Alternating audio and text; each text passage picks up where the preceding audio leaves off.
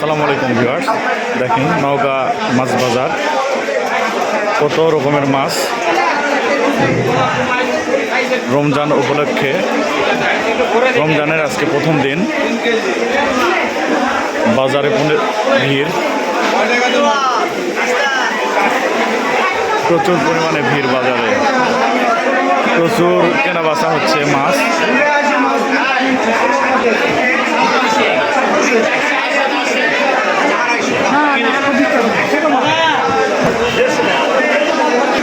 কত রকমের মাছ,